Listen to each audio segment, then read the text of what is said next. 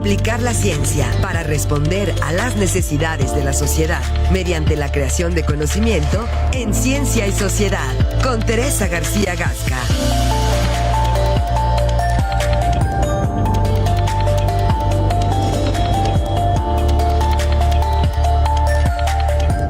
Ocho con 35 y como todos los miércoles, porque ya nos vamos a ver los miércoles con la doctora Teresa García Gasca, es un gusto saludarla y recibirla y también, como siempre, desde hace muchos años en periodo vacacional. Doctora, sí, ¿cómo está? Con mucho gusto, Marco, pues muy contenta ya. Estamos en nuestra última semana laboral técnicamente en la universidad.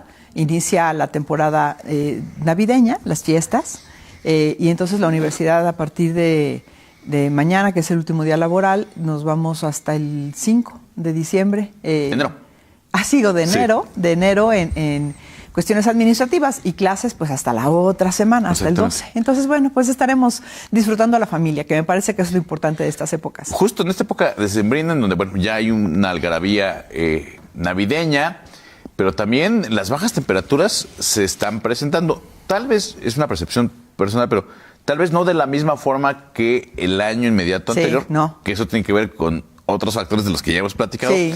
Pero también es importante hablar sobre el frío, doctor. Sí, sobre todo porque desde luego no dejarán de entrar frentes fríos que iniciaron en septiembre y que terminarán hasta abril, hasta mayo me parece. Pero al final del camino, lo que tú dices es cierto. Yo ayer estuve preparando la reflexión de hoy y justamente lo que encontré en múltiples medios es que los frentes fríos el número de frentes fríos disminuyen con respecto a años anteriores y también las temperaturas no serán necesariamente tan bajas en todos los lugares y esto tiene que ver pues con el cambio climático y demás, lo cual también debe ser un tema de preocupación. Bueno, entró el fenómeno de la Niña este año, eso también afecta los fríos, pero de todas maneras estamos viendo pues la entrada de días con lluvias, cosas que son a veces no tan comunes para nosotros en estas épocas.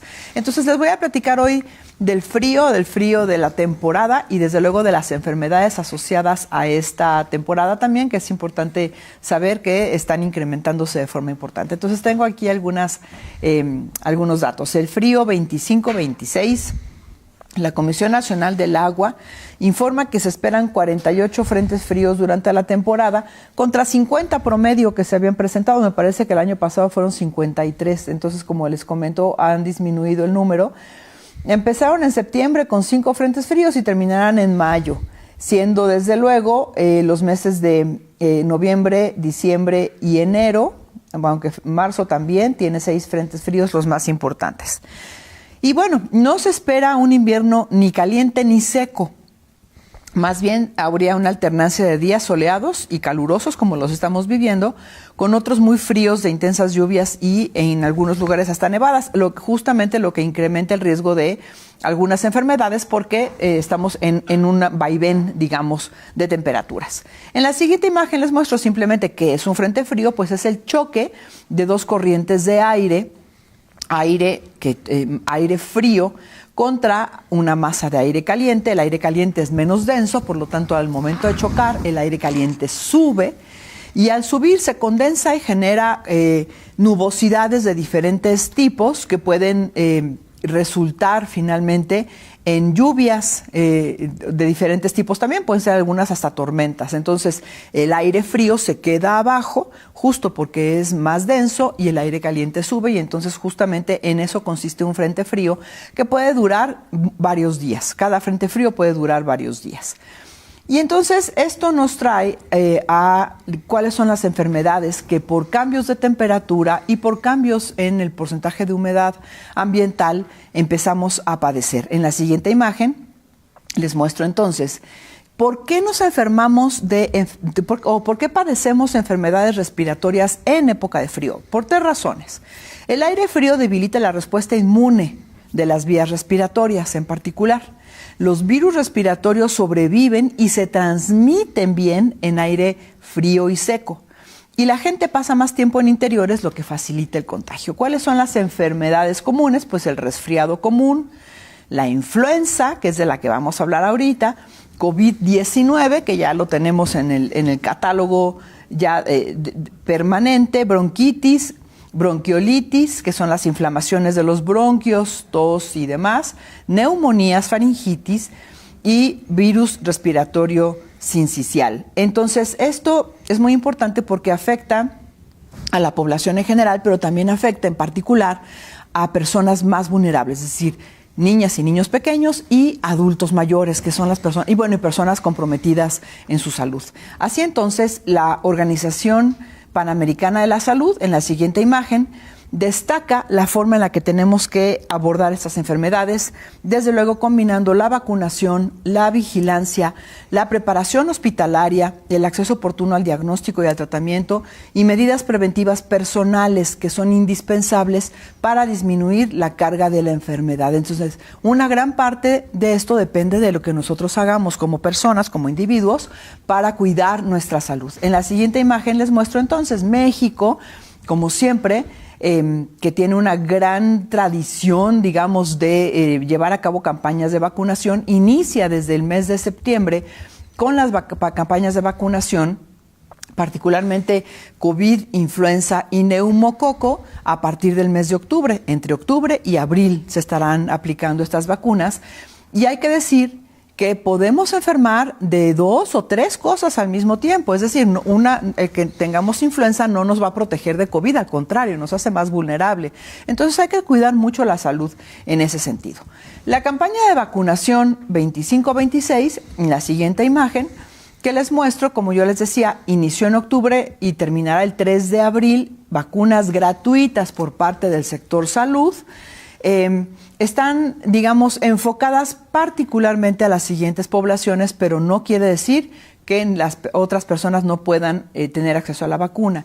Niñas y niños menores de 5 años, personas de 60 años y más, personas con enfermedades de riesgo y personal de salud, y personas embarazadas, con excepción del biológico contra el neumococo. Así entonces, la invitación es a acudir a cualquier centro de salud, a cualquier espacio de salud pública para que se les administren las vacunas de forma gratuita. La propia Universidad Autónoma de Querétaro ha estado aplicando este tipo de vacunas. Y bueno, pues decirles, por ejemplo, que influenza tuvo un incremento de casi el 30% en el hemisferio sur durante el invierno que coincide con nuestro verano, pues el invierno del hemisferio sur coincide con nuestro verano. Hubo un 30% casi de incremento de influenza. Y hoy Inglaterra, el Reino Unido, está cerrando escuelas por una variedad de influenza H3N2.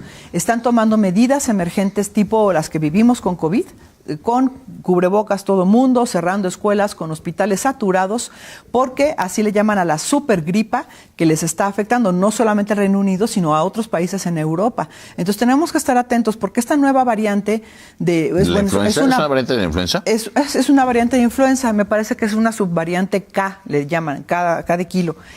Está apareciendo justamente en los países europeos con una fuerza muy importante, y entonces ayer justo en la madrugada veía yo la nota en donde Reino Unido está cerrando escuelas y está tomando todas las precauciones por esta variante de influenza que es muy importante.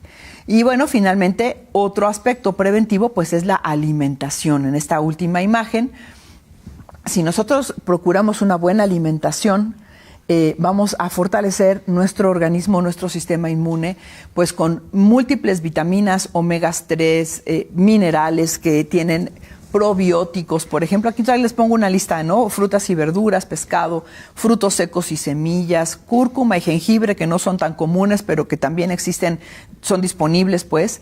Granos integrales, huevo, hidratación suficiente, evitar azúcares refinados y consumir pre y probióticos. Y entonces tener una dieta variada y una dieta que fortalezca nuestro sistema inmune es importante, además justo de la vacunación. Entonces seguimos insistiendo en ello, Marco. Y bueno, pues estaremos pendientes justamente de cómo las cifras en esta temporada invernal en el hemisferio norte se van presentando para evitar pues una situación que pueda tener repercusiones importantes en el sector salud. Y doctora, a mí en lo particular me llama la atención que, o sea, nos podemos enfermar de 3 cosas al mismo tiempo. Sí, de varias, claro. Y el COVID-19 no está recado, eso es una realidad. Lo decíamos desde el inicio de la pandemia. Y va a estar muchísimo tiempo. Mira, voy a hacer una investigación para platicarles cómo va el tema, de cómo han avanzado las vacunas, porque recordemos que para COVID-19 las vacunas disponibles eran por emergencia. Sin embargo, ya deben haber cambiado, porque tienen efectos secundarios las de emergencia, y esto desde luego provoca un poco de temor en la población, ¿no?, para vacunarse contra COVID-19. Las de influenza pues son vacunas ya mucho más, con mucha más experiencia, claro. Tienen más elementos, pero voy a investigar también porque debemos acudir al centro de vacunación y nada nos impide pues tener al mismo tiempo 2 o 3 enfermedades diferentes o 2 o 3 factores infecciosos diferentes. Y lo que le quería preguntar es, si nosotros nos vacunamos en la pandemia en diciembre de 2025, sí, ¿para prevenir? Técnicamente sí, cada año. Técnicamente, y sobre todo en la temporada invernal, que es la más fuerte, técnicamente una vez al año al menos tenemos que vacunarnos. Y así sucede con influenza, con neumococo y sucede con COVID-19.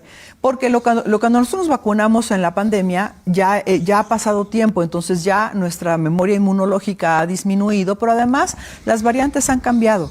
Y debe de haber ya un sinnúmero importante de variantes de COVID-19. Sí, muchas. Todas, me parece que todas son subvariantes de Omicron, pero como sea, sí es necesario recordarle al sistema inmune otra vez que levante el número de anticuerpos necesarios para la protección, sobre todo en temporadas de frío, porque finalmente es la temporada fuerte. Recordemos que COVID tiene 2 picos al año, pero ya el pico del verano es un poquito menos importante y es más importante el pico de invierno. O sea, hay que cuidarnos más las vías respiratorias y desde luego la vacunación es una de las estrategias más importantes. Como siempre, muy agradecidos. Gracias, Marco. Muchas gracias a la doctora Buenos Teresa García días. Gasca. Pausa y vámonos con la síntesis de la conferencia mañanera.